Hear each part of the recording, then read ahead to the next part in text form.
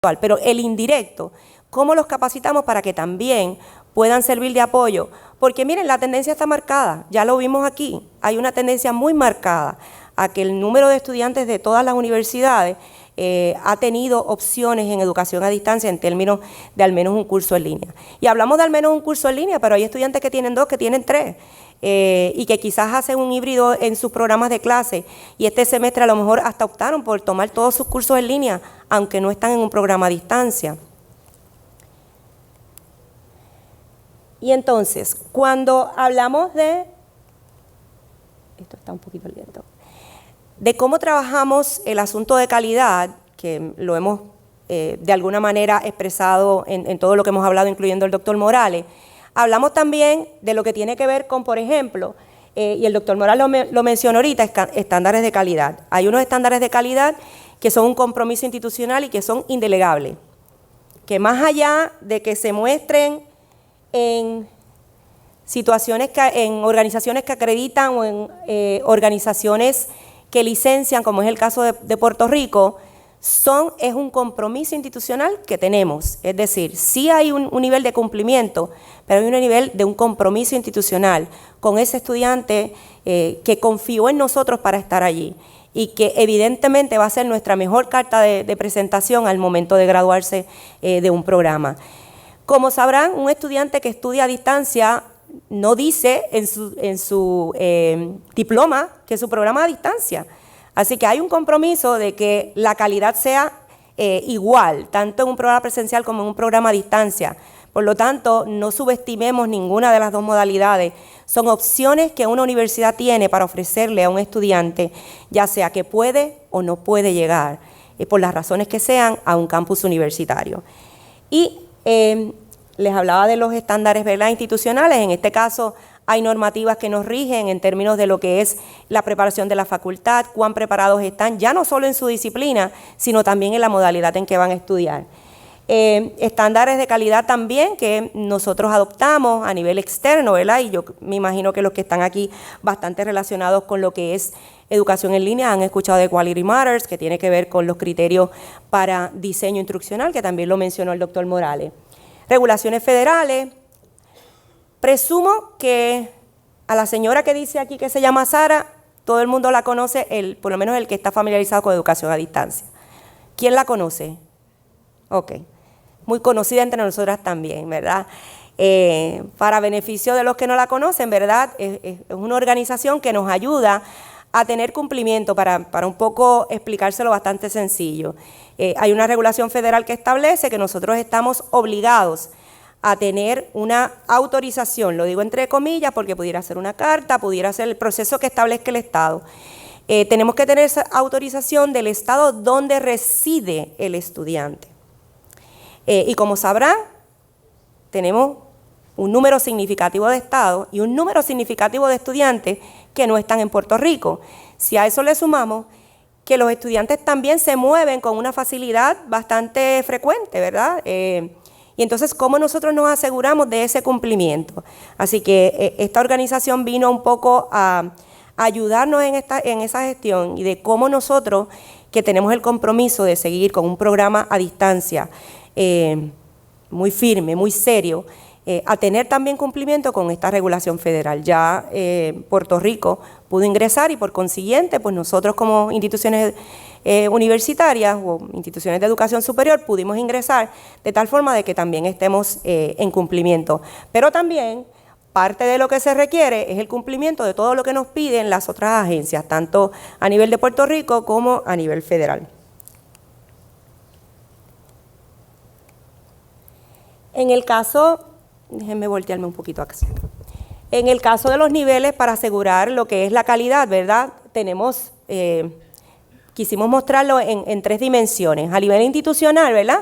Que ya les hablé que son políticas, procedimientos que se establecen a nivel de campuses, cómo nosotros establecemos procesos para atender a estos estudiantes y cómo establecemos también procesos a nivel de cumplimiento, que ya yo creo que es una palabra que para nosotros es bastante frecuente dentro de nuestras conversaciones o dentro de nuestras intervenciones en nuestras universidades.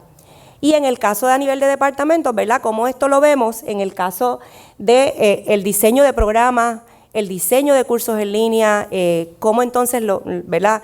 Lo hacemos realidad. En el caso de la facultad, que decíamos ahorita, la asignación de facultad, el desarrollo de facultad y cómo aseguramos que esa facultad se mantenga actualizada para atender esta población estudiantil, para saber que la pedagogía virtual requiere de otras estrategias que no necesariamente puedan ser homologables a las que se utilizan en un salón presencial. Y el cumplimiento, ¿verdad?, en términos de lo que es el estudiante. Podemos tener las mejores intenciones, pueden estar dentro de nuestros planes estratégicos, que el que sí es necesario tener educación a distancia porque hay que atender una necesidad de un estudiante que no puede llegar al recinto, pero también tenemos que saber que hay unos niveles de cumplimiento, que hay unos niveles de integridad, que hay unos niveles, ¿verdad?, de establecer estándares altos de calidad para que este estudiante tenga el mejor desarrollo académico posible y que eventualmente su diploma también diga: yo me gradué de un programa íntegro, de un programa que realmente me dio las bases para aprender, para poderme desempeñar luego que yo vaya a ejercer ese grado académico. En el caso del diseño de cursos en línea también está como parte de una normativa, se basa en una necesidad. Luego que se identifican estas necesidades, por ejemplo, de programas, y esto lo hace la facultad, claro, hay un apoyo administrativo, hay un apoyo técnico que está mano a mano con ellos, diseñadores instruccionales, videógrafos, personas que trabajan en desarrollo de áreas web, de tal forma que podamos tener equipos de trabajo que apoyen la gestión de la disciplina, ¿verdad? El profesor es especialista en su materia. Hay algunos que se han hecho especialistas a nivel tecnológico, ya sea creando materiales multimedios ¿verdad? O montando incluso materiales dentro de la plataforma educativa. Pero ¿cómo hacemos sentir que ese profesor está acompañado de nosotros de tal forma que podamos tenerlo de regreso, que no sea una sola vez el que esté diseñando un curso en línea y que el día de mañana también se sienta cómodo en poder diseñar? Y este es el ciclo, ¿verdad? Hay una rúbrica de diseño instruccional ya establecida dentro de lo que es la política institucional. Hay un diseño y una revisión de diseño instruccional. Esto no necesariamente el profesor que tiene a cargo el diseño del contenido es especialista en diseño instruccional, por lo tanto nosotros tenemos a alguien que lo va a ayudar a que realmente los objetivos estén alineados con todo el contenido que diseñó, lo que dice el prontuario, etc. En el caso también de una revisión de un par de él, ¿verdad? El que sea un experto en materia. Si es un curso de matemática, que tengamos a un segundo, de tal forma que ese segundo pueda ver ese diseño de ese contenido. Y ojo aquí, sabemos que todos los profesores a nivel y todos los profesionales tenemos nuestro estilo, así que en este proceso nosotros cuidamos que esa revisión no caiga en una revisión de estilo, sino que caiga en una revisión de juicio académico, pedagógico, es decir, de diseño instruccional, de que esté alineado, de cuál es la experiencia de un profesor también, si realmente la forma en que está establecido se puede entender, si hay alguna experiencia de ese profesor que en el pasado, en el pasado tuvo alguna experiencia que lo hizo de esa manera y quizás no llegó, y quizás entonces hubo una necesidad de hacer una transformación de esa estrategia. Pues ese es el proceso que se da aquí. Y, por supuesto, el montaje del curso, que aquí entran lo que son los administradores de plataforma. Y este último es un proceso cíclico, ¿verdad? Porque de primera intención hay como una validación en ese primer curso.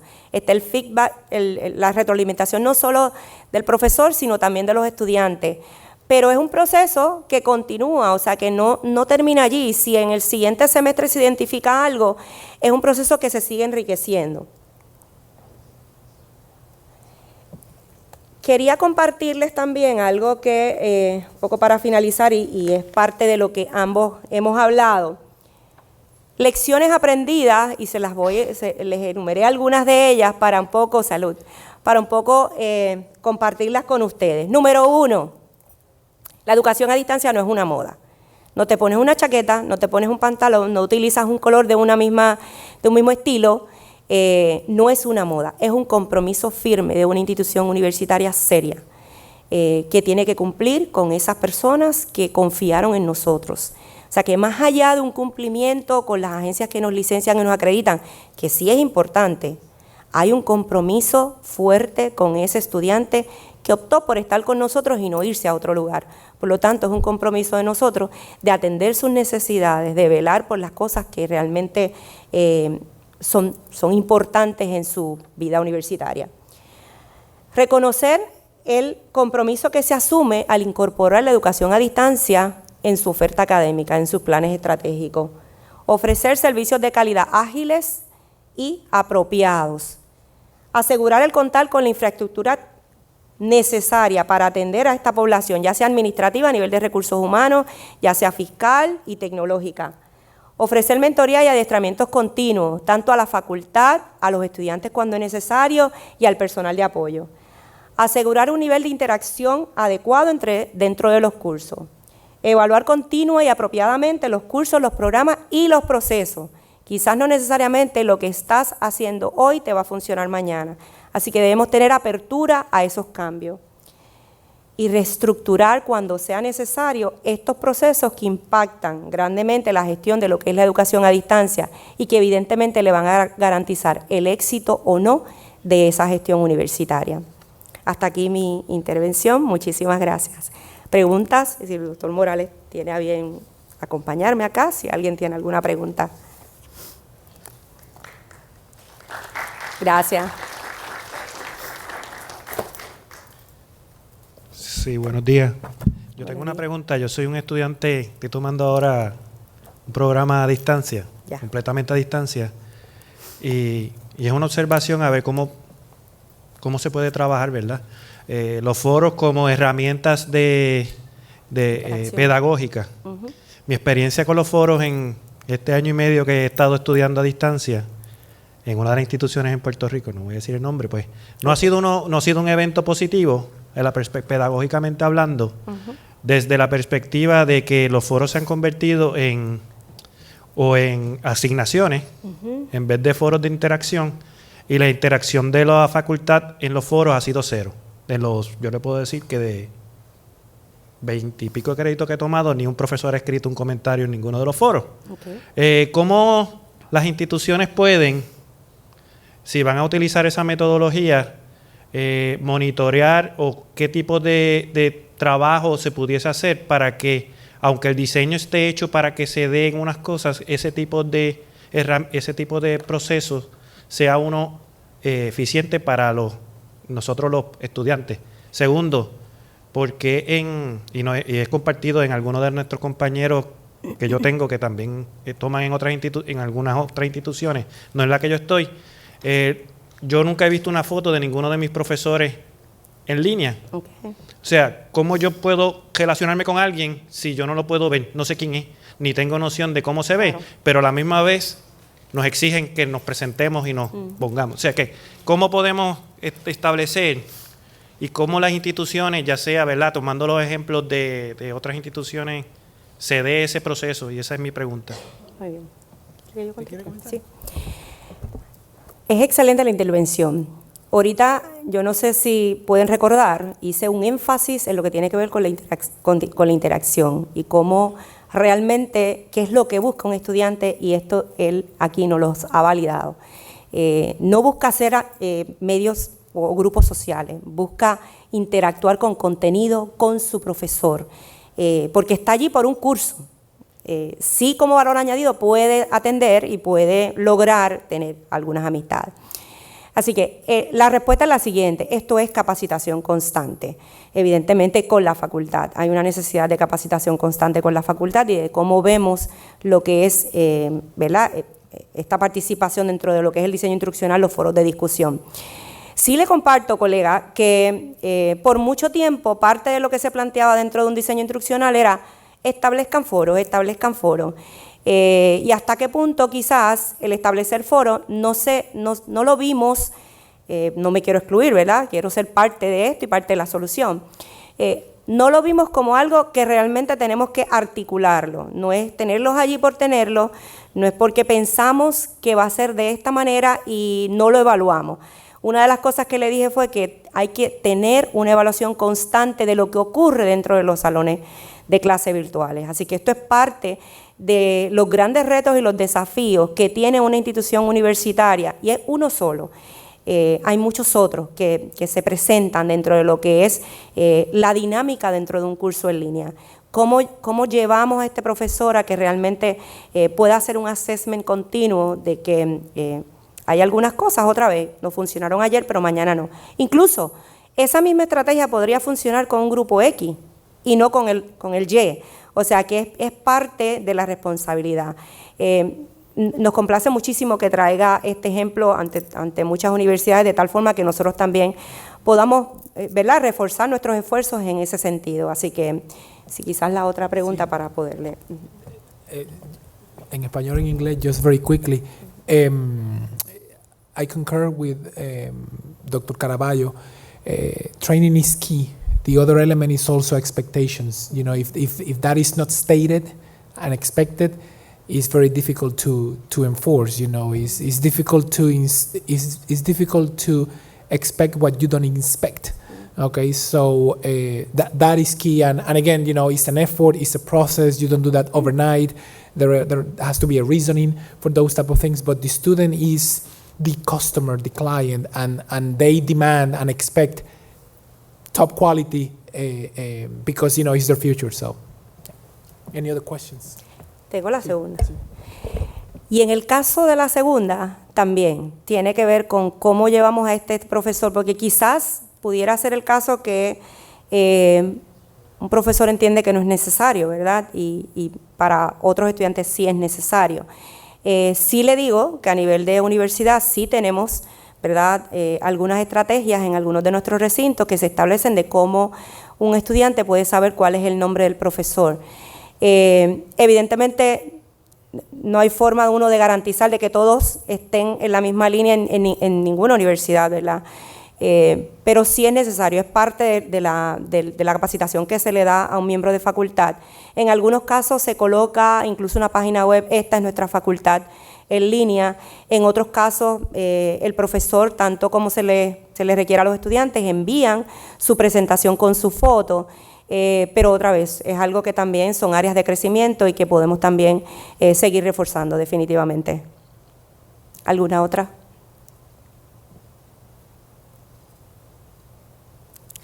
Si no hay más preguntas, el colega que estaba se nos retiró, ¿verdad? Pues él subió. Estaba por aquí, sí. Sí, estaba aquí. Bueno, si no hay más preguntas, le agradecemos muchísimo el que...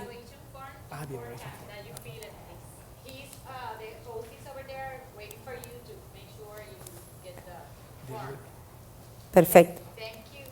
Gracias a ustedes. Sí. Yubelkis.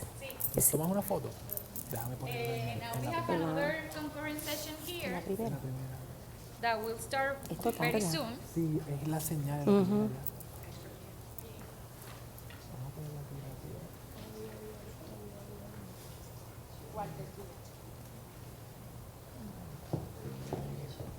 ¿Podemos tomar una foto desde allá los dos con este fondo? Hay que subir la otra presentación. Vente para acá. Si nos tomamos una foto. Es para que nos tome una foto. Ah, claro. Con el fondo. Ay, él la está quitando, yo creo. Dile que me dé, dile que nos dé la El área de control, ¿podría ponernos la primera, la portada rapidito? Prometemos avanzar. In the meantime, the next presenters. En lo que el próximo presentador sube. Perfecto.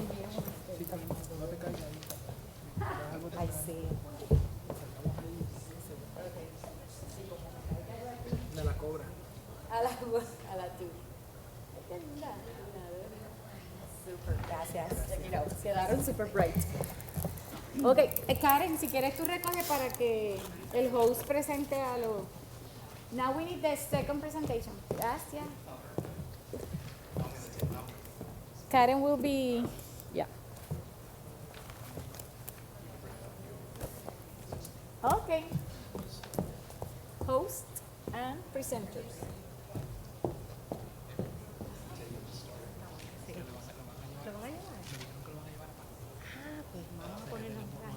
contacto, claro que sí.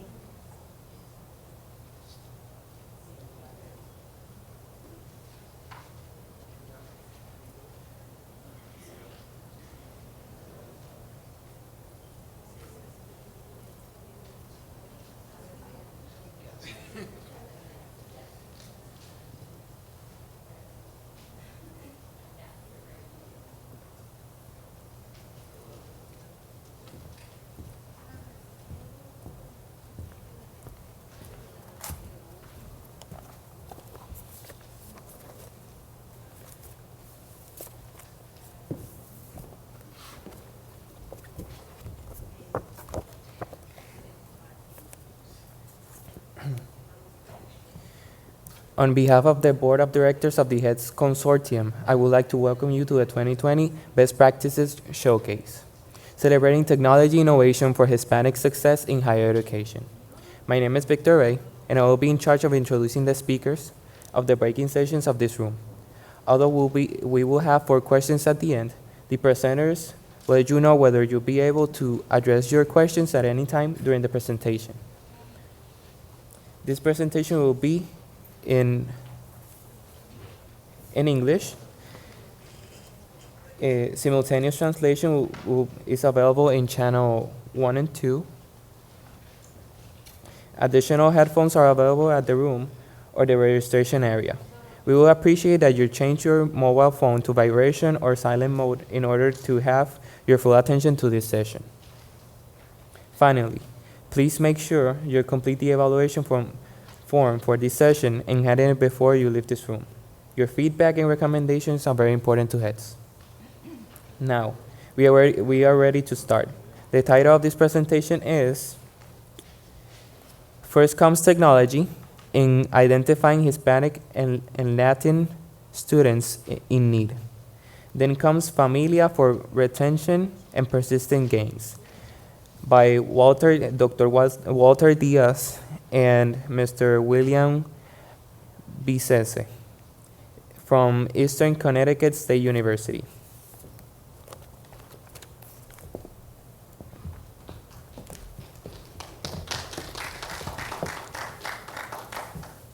Well, I think it's good afternoon now, so good afternoon, and thanks for hanging back to learn a little bit about the lessons we have learned at Eastern Connecticut State University hoping that perhaps can be applied to your respective institution.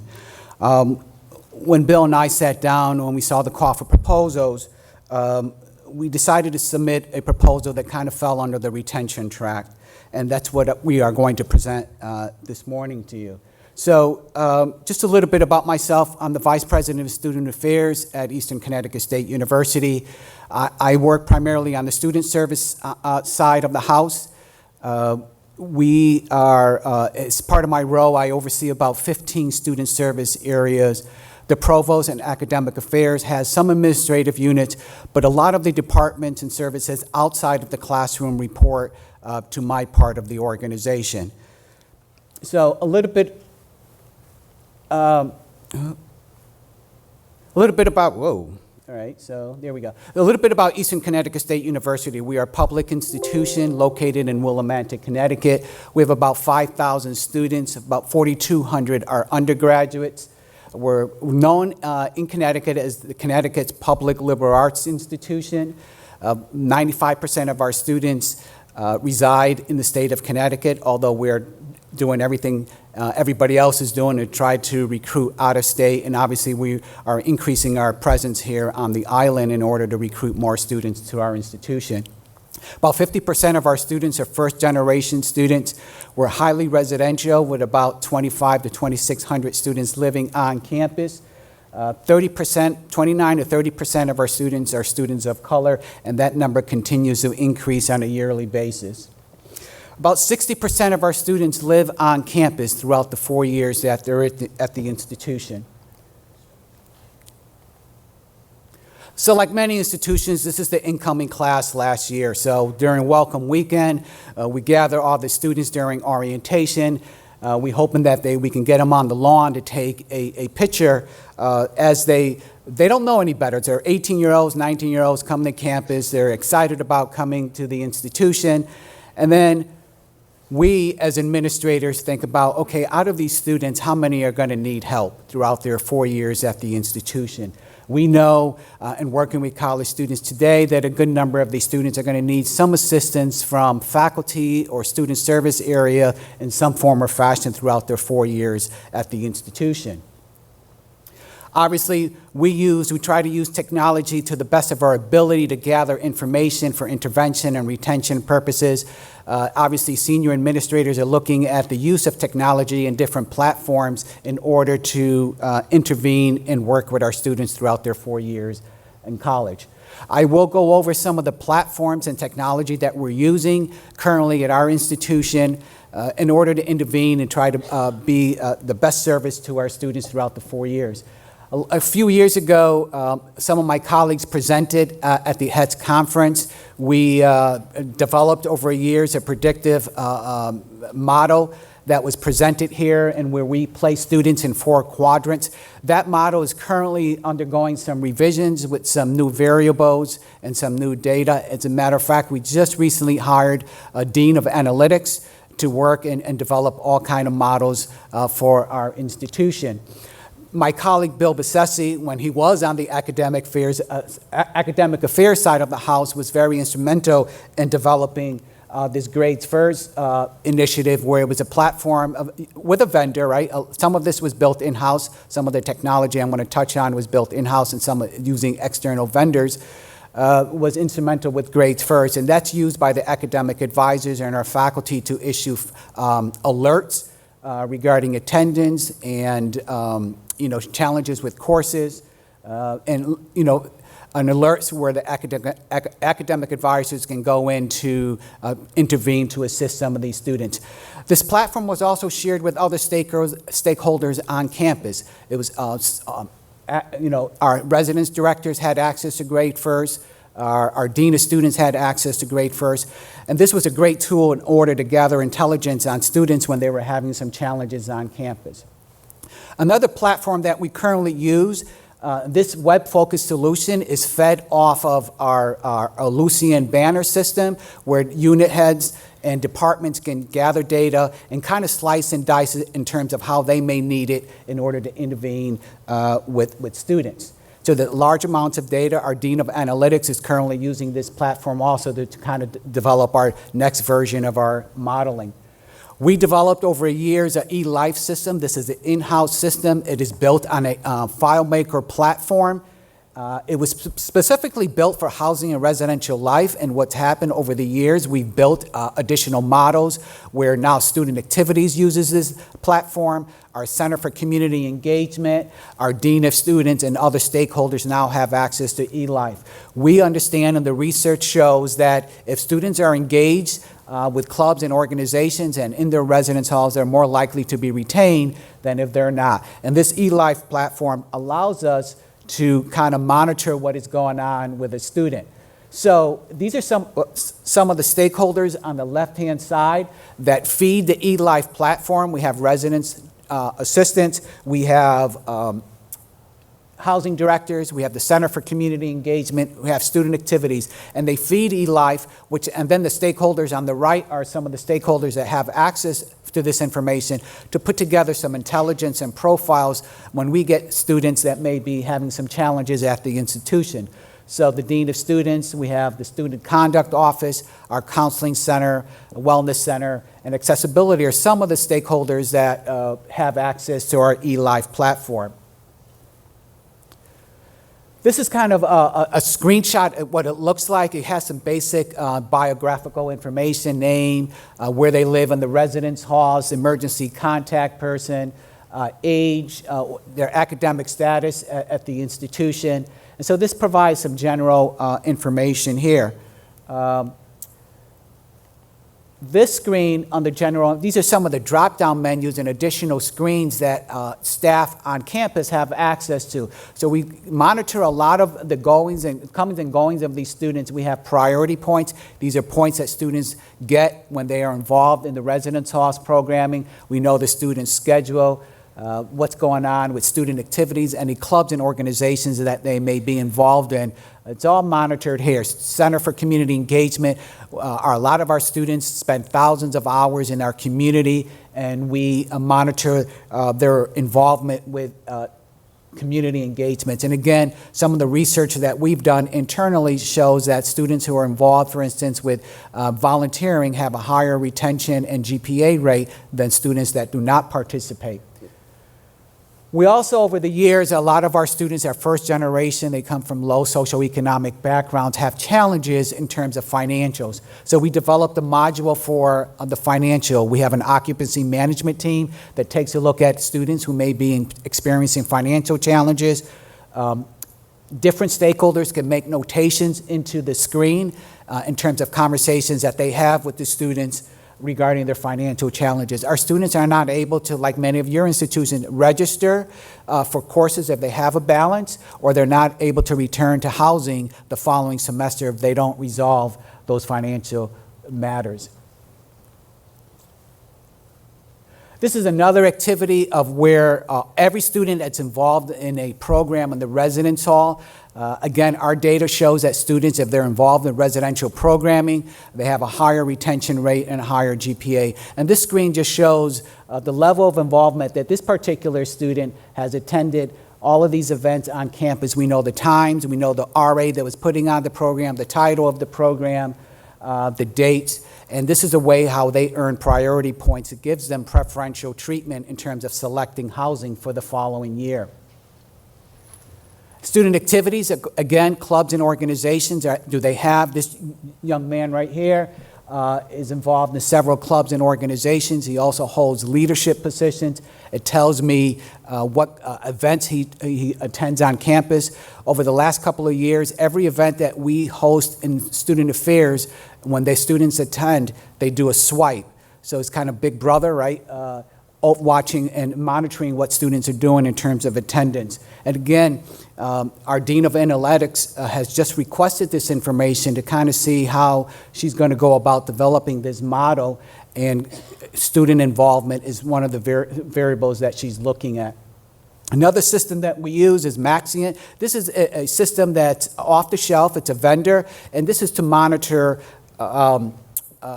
student conduct behavior. So again, RAs, the dean of students, housing directors can feed Maxient in order for us to monitor student conduct. A lot of times student conduct behavior, whether it's mental health or relationship issues, are manifesting to a student that may be in distress and having some challenges, and it allows us to intervene. So there's a case manager, the resident directors get involved in intervening.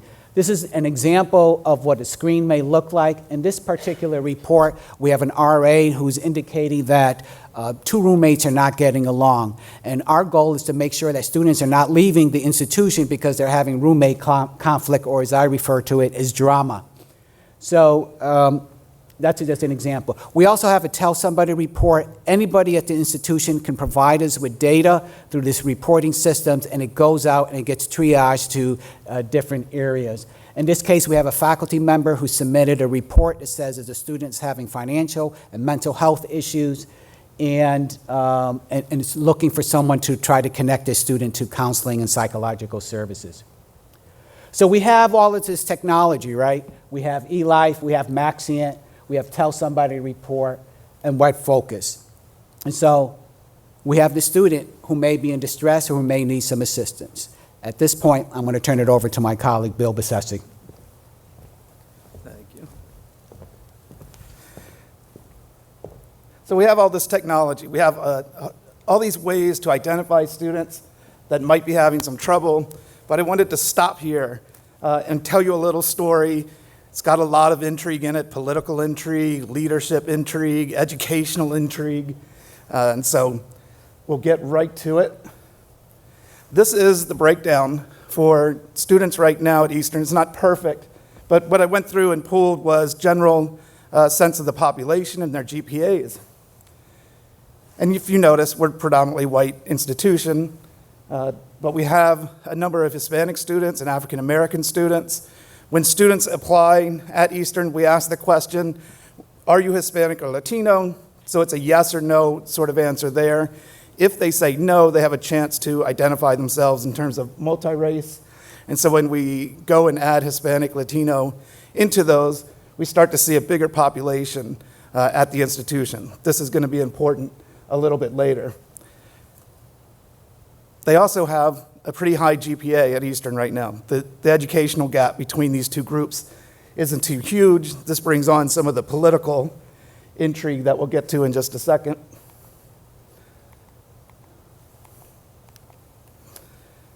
This is a breakdown of our Hispanic students and multi-race students in-state, out-of-state. Our out-of-state students' grades are, the GPAs are higher. The in-state Hispanic students' GPAs are lower. There's a reason for this.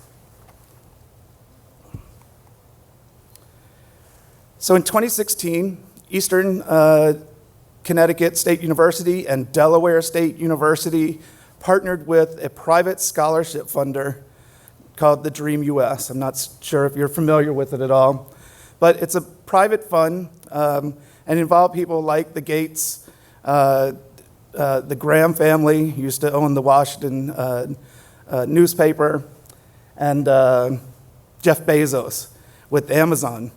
And what they did was they wanted to put some money into a fund to help students, dreamer students, undocumented students, get through school.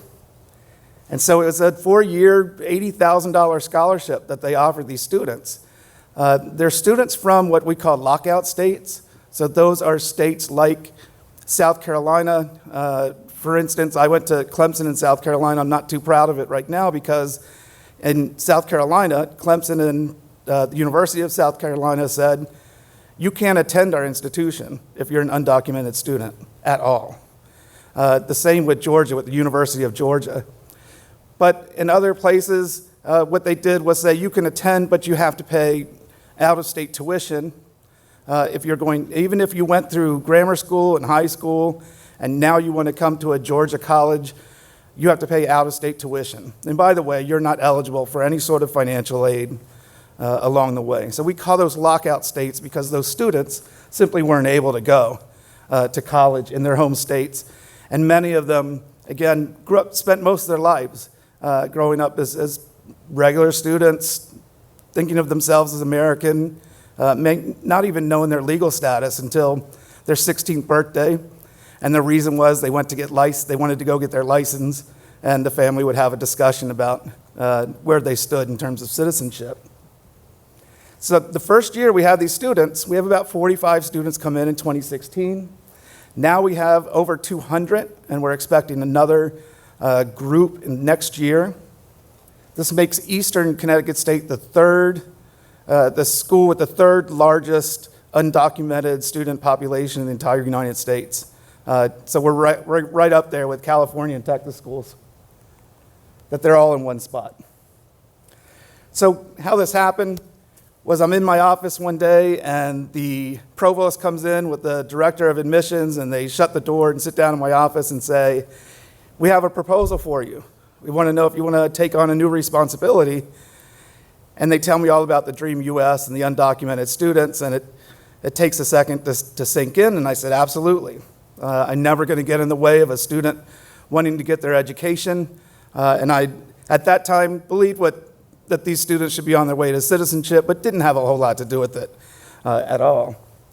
So they show up. This is in May of 2016. This is just thrown at us. By August of 2016, they show up on our campus.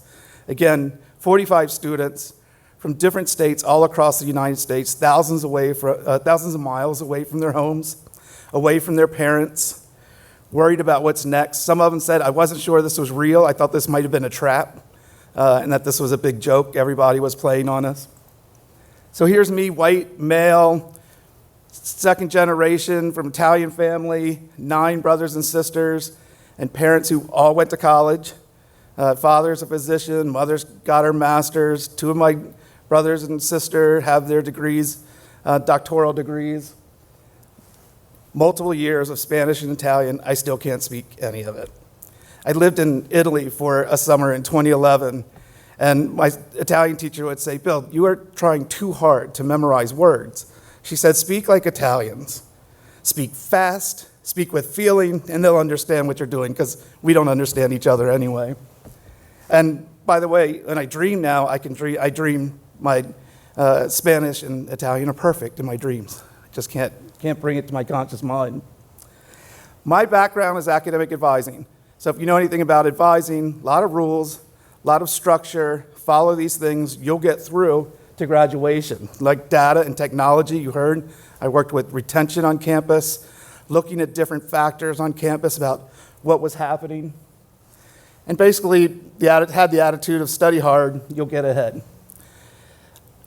The university, our president hired someone to assist us in our office, Maribel. Maribel's female, straight female, families from Puerto Rico. She speaks Spanish. And very different in terms of our way of working with people. I was her supervisor, but she's sort of, who cares about rules too much? Who cares about, every day's a good day. Let's have a good time.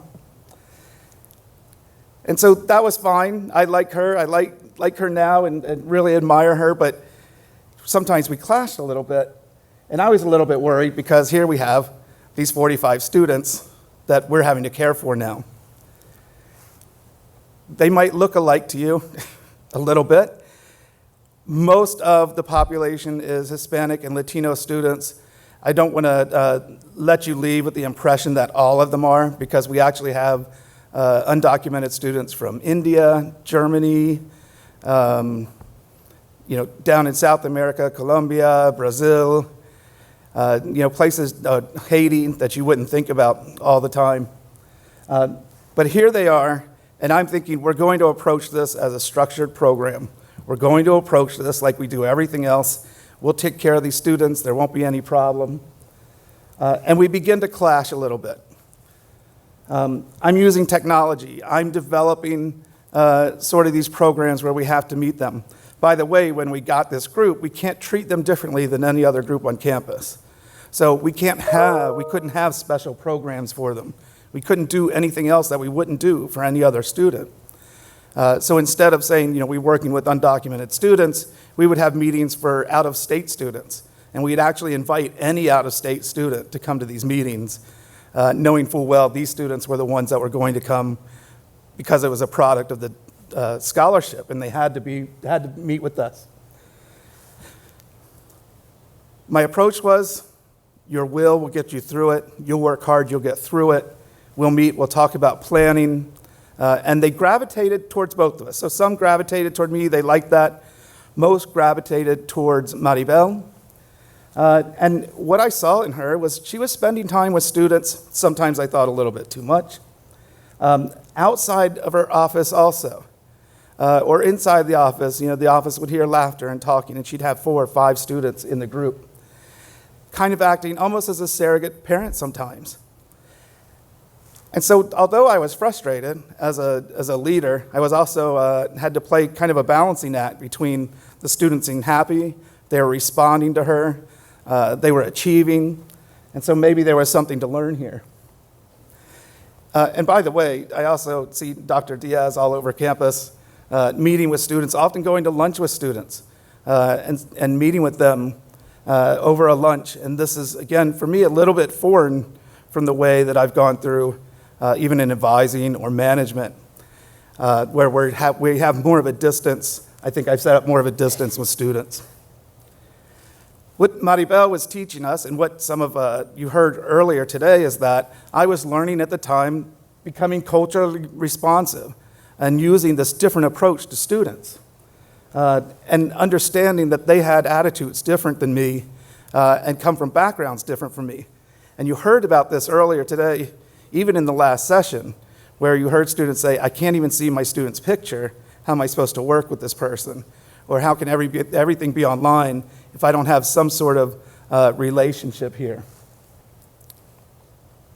So I'm going to tell you a little bit about my dissertation. I'm finishing up my dissertation this semester. Don't run out of the room. I know it's against the rules to ask a grad student what their dissertation is about. But I wanted to study these students. I wanted to understand, why are these students doing so well, this particular group of students?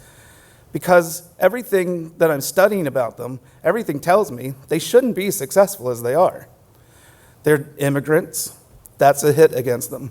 Latino and Hispanic students, in terms of the literature, hit against them. There's an achievement gap here. Most of them don't come from very wealthy families, another hit against them. And these students especially are thousands of miles away from their parents and always worried about their parents maybe being detained or taken out of the country. One of the things, and again, for some of you, you know this full well, but I think this message has to get out to more colleges, especially colleges that aren't Hispanic-serving institutes, that the population in the U.S. is changing. And it's changing in favor of Latino and Hispanic people and students that are coming along the way.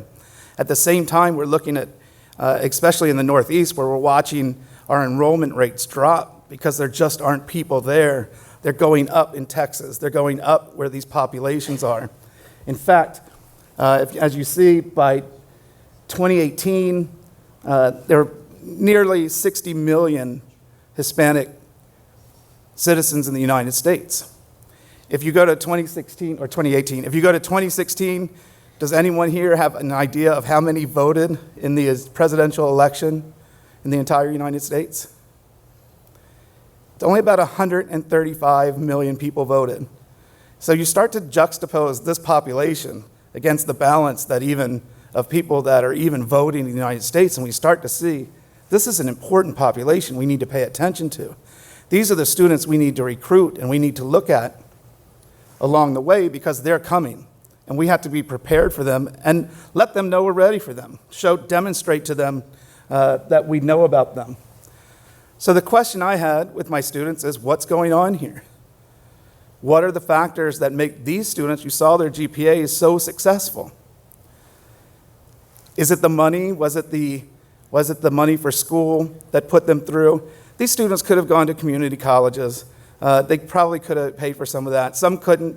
Some realized they were in meat packing plants, and that would be it. That would be their future if they didn't make their way to college. But not all of these students are financially strapped. Did gender have something to do with it? I know that the females did better than the males. Was there a problem here or something going on with gender, with Hispanic and Latino populations? When we try to recruit, we try to get them through school. Some of them are dealing with other cultural issues where the males may want to take care of family or may feel like they have to go to work. Females may want to start families or be close to their families. Here we had a group we had taken away from their families, again, thousands of miles away. It didn't make sense. Did culture itself play a part? Did these students come from families that valued education?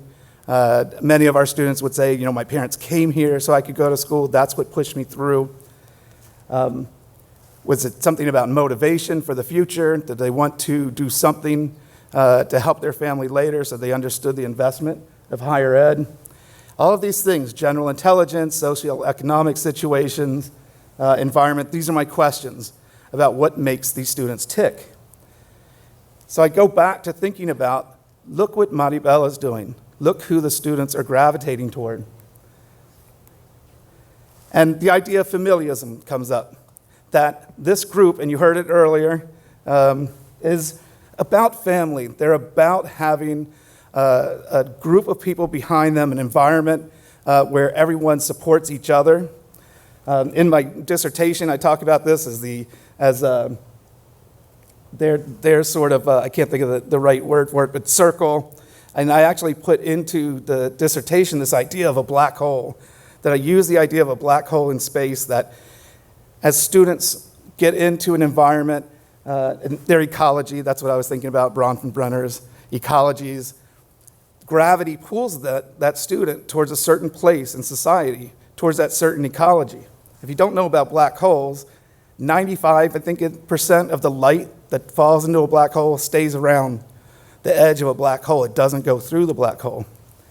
So anything that comes up with their ecology, start pulling them in, all those things, the negative factors, may keep them in that spot and they can't break through it. And I was wondering, what pushes them then? So some light does go through a black hole, and it's theorized that things get smashed down into a sort of a singularity where there's a moment in time where mass is most dense. And it might be with these students that they get to a point of a yes and no situation, a positive or negative situation. And so when they have a family that's going to support them, and a family saying education is the way you need to go, and we're going to make the sacrifices for you to get there, they make a positive yes decision. What's on the other side of a black hole is a white hole, and it puts them out onto a whole new sort of ecology. And it makes sense with these students that family would be so important. It's well documented. Family ties mean everything to the Hispanic student. And it can negate those experiences that happen to students along the way to bring them back up to speed, to make them feel better. We also know that with white students, familialism, the familia is not as important. And even though this says there's something about Mexican families, and my focus was just the Mexican students for my dissertation, that their parents also have to have schooling. I think that's more of a product of they understand the investment, and so then they know, if I understand education, I want to invest in education, then they're going to push that student to move forward. So when I was working with retention, and when I was working with, and we see the technology and student affairs now that surrounds a student, my first reaction to that is all of the predictive analytics, all of the technology, everything we're doing is worth nothing at the end of the day if they're not people there. And we're seeing this with these dreamer students, that they're going to respond to people like Maribel and Dr. Diaz. And by the way, they started to network around campus where they were getting faculty involved in their lives. They were using our counseling, they were using the different offices, they got into student government. And what we started to see was that what they did was they transplanted what they had in their family, which they still had, to the university. And they made this big change and found all of their support there. So instead of being a nobody, when that technology centers and says, here's the person you have to worry about, universities need to know that's Jose. That's a person. The fact that he has an E accent on his name is important. So when we're putting documents together, when we're putting things in our computer systems, we might want to remember that. Because if that E doesn't have an accent, Jose is not feeling like this university knows who he is. And Jose needs to be circled not with Maxient, not with those different things that we've seen, but all the people in the different areas of our division. So we've got all the people in housing, all the people in student activities and career services, even in our counseling center. And again, and we've got the Maribels and the Bills and the Dr. Diaz's trying to help them understand, hey, going to counseling is okay. And working with them through very real problems of, my parents don't want me to go on an antidepressant. They are not for that. And to discuss the cultural issues that they're suffering through in terms of being those American students growing up where they feel very American, and their parents at home who are also bring their culture from the places that they've come from, and then watching their children grow up. So there was a lot of stress there, but again, it's working through that. And in this case, Jose works with that. He sets up, he sees that there's this new network here, and we have to use the people to reach out to him. This can't be where technology intercedes with us. It answers the question of why the student said, I can't see my professor's photo. He wants to build a relationship, wants to understand who it is that I'm working with. So there he is. This all turns into people. This all turns into relationships and a different kind of a family.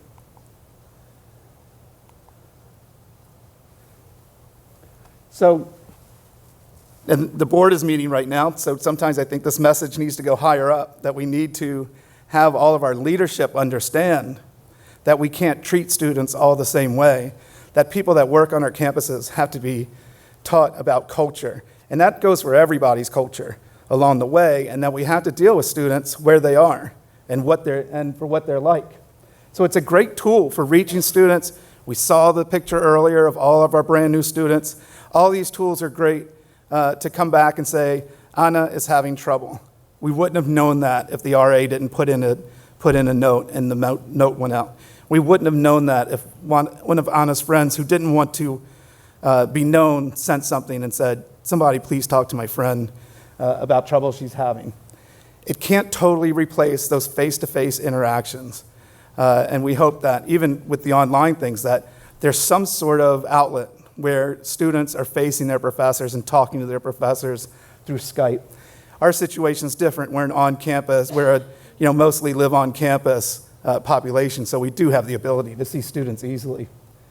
And for leadership, and this is what I'm getting my degree in, that leadership across the United States, not just Hispanic serving institutions, have got to wake up to the population that's heading their way. We can't do things the same way we did 20, 30 years ago. We have to start breaking into this achievement gap along the way, and the way we might do that is to understand our students and change our institutions. We can't rely on HSIs to do all of that with this population that's coming along. And then with those first generation students that I mentioned before, there's already acculturation issues that they might already be suffering through along the way. I don't know that AI or technology can really address with the student how to negotiate all of those differences. Got one more. For Easton, this is a big deal. We have President Dr. Nunez, whose family's from Puerto Rico. We have a vice president whose family's from Puerto Rico. We want to serve more Latino and Hispanic students. But we want to know how we do that, how we get those students that weren't in a special program the same attention that the students were in that special program. And that only meant Maribel and I were paying attention to them a little bit more. How do we get more faculty to understand those students' backgrounds when they're in the classroom and know that there's a difference between these students? As much as we tried to treat them like every other student, they did have an outlet in the two of us that here's my support. Here are these support people that I'm going to kind of glom onto that are going to help me through here. And again, we were replacing people they knew in their family, in other schools, in middle school. They always talk to me about people that they didn't expect would help them, helping them along the way. I think Eastern can model a lot of this. I found out a lot about this along the way. These students are producing, again, good students, but their GPAs that they're turning out year to year continue to be high-level GPAs. They continue to look each other for support. By the way, they're not all friends, but at the end of the day, we tell them this is a group you have to rely on, and they get support from that group. And then for Eastern also is to how do we translate the work we're doing so we can be a reflection of our community. The population in Willimantic, Connecticut, where we're located, I would say the majority, or at least half to the majority, are Hispanic, Latino citizens. And our school, our regional, one of 4 regional state schools in Connecticut, don't look like that population, when really, technically, they should be. How do we attract them when they're in the high schools around our area? How do they get the message that Eastern may be the better place for you to go? They may understand where you're coming from, be able to help you better.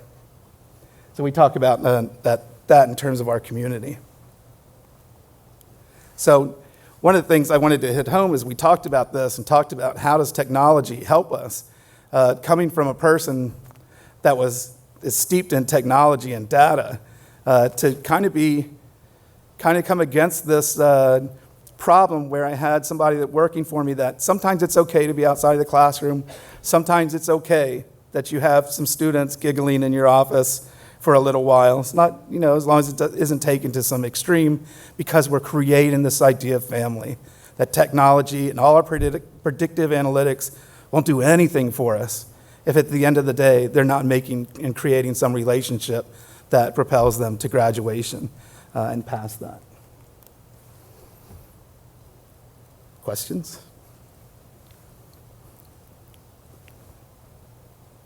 Does everyone agree? I think it's difficult for me because I don't think it's a case that makes itself, but I don't think a lot of schools have put that into priorities yet, where they want their faculty and staff to understand those things. Sure.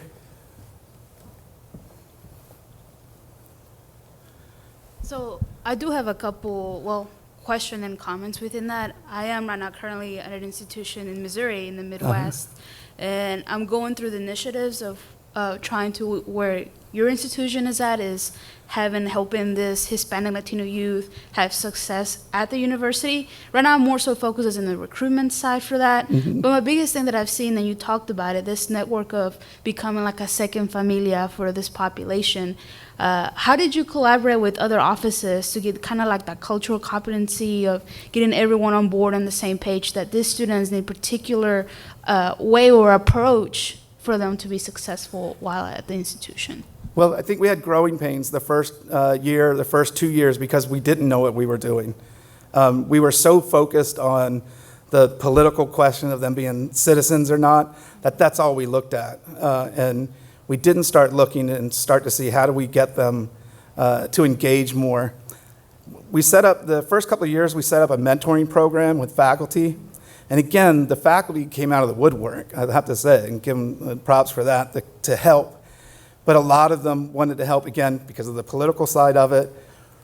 But then they came out just thinking, this kid needs a coat because they came from Georgia and we're going to have 5 feet of snow this winter. How do we do that? So faculty members started to develop that support. The students themselves started to develop support. They started the Freedom Club. They got involved in our Latino student club. So I think things like that, once those start to be put in place, then other students hear about it.